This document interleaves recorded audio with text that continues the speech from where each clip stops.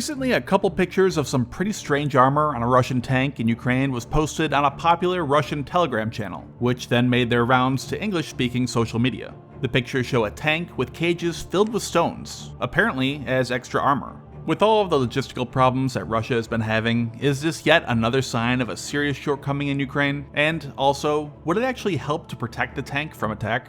But first, real quick, our sponsor, NordVPN. If you use the internet, you need to protect yourself. There's a multi-billion-dollar industry revolving around stealing and exploiting personal data like yours. And NordVPN does everything they can to protect you from being just another victim. It's the VPN I've been using for years now. They have incredibly fast speeds, along with more than 5,600 servers in 60 different countries, and it's incredibly easy to use. Connect with just one click. Plus, it's available on every major platform. They've also added new features, such as their threat protection. It automatically detects and blocks harmful websites, files sent to you, and more, even when you're not using a VPN. This, along with numerous other features, make them the best, winning them multiple awards and being always highly recommended by tech experts. So go over and check them out. Use my link and you'll get an exclusive deal. All for about the price of a cup of coffee. You can protect yourself online for a month. And if you're not completely satisfied, they have their 30-day money-back guarantee. So again, that's NordVPN.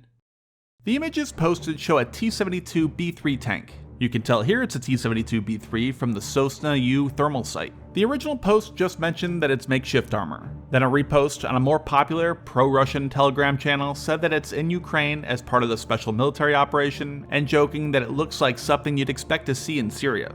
It looks funny, but there's a long history of using improvised armor on the battlefield. In war, often there's logistical problems, or new threats may arise in the war that weren't foreseen when the vehicle was originally designed, so they require a quick ad hoc solution. Sandbags have been regularly used, and there's even been spare tank tracks attached to the tank hull as armor. Others have used logs strapped to their sides. Some of these were also dual purpose, to increase the protection of the vehicles, and then they also could be used for other reasons, such as helping trying to get stuck vehicles out of the mud, or could be used as firewood, or poles for tents, etc. Which brings us back to this stone armor. It could serve a dual purpose as well. It could be used as gravel, for example, for traction if it gets stuck, as well as additional makeshift armor. But how much protection does it give the tank? Almost certainly very little. There could be a very slight benefit in it causing the shape charge to detonate further away from the underlying armor, which would lessen its penetration. However, this appears to be just 15 to 20 millimeters or 6 to 8 inches thick, so it really won't do much.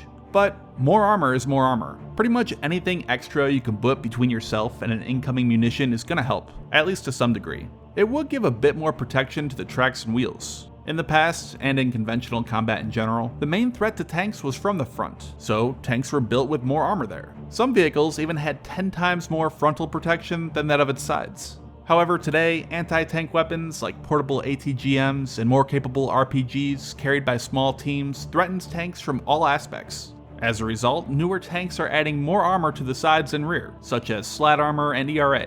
This Russian tank clearly doesn't have that though, and possibly using the stones to help increase that protection on the sides. It won't protect against a top attack ATGM like Javelin, or even other direct attack weapons, but it could give some, again very small, additional protection against smaller arms, shrapnel, debris, or other flying fragments from nearby artillery strikes or IED blasts. Although, this additional protection is likely pretty insignificant, but then again, even a tiny fraction of an inch can be the difference between life and death in combat. Which brings up another benefit, crew morale.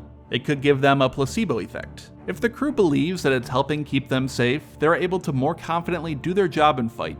The only other downside of the cage stones is if it's hit, they're gonna go flying. Anyone outside nearby could be in real trouble of injury from flying stones. And finally, it's important to note that this is not standard. We're not seeing dozens or even hundreds of Russian tanks employing this stone armor. It's quickly thrown together, makeshift armor in the field. And it's far from the only improvised forms of armor we've seen Russia using in Ukraine. The US as well in previous wars. In fact, it's not even the first time that we've seen stones be used on tanks. Or even more specifically, Russian tanks.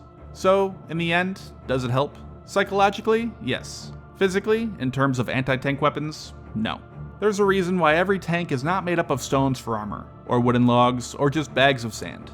Tank armor is incredibly advanced, and the design's thoroughly tested to figure out which one works best. Most advanced armor today is made up of multiple layers of material, including ceramics, which have some pretty remarkable protection against both kinetic and heat rounds, metal plates, elastic materials, different plastics, air gaps, and more. And still, none of it is perfect or can stop every weapon fired at it. It's always a trade-off, even if you're just trading it off for something psychological. But there it is, the rock armor. Whatever its pros and cons, at least it made for a few good rock, paper, scissors jokes. And then also, real quick in closing, I'm happy to announce a partnership with Project Owl, the OSINT community. OSINT, as you might already know, is open source intelligence. It's a place there you can go and follow and speculate on real world events. It's great because you'll find a lot of stuff there well before it ever reaches mainstream news. So go over and check them out on Discord, I'll have the link down in the description.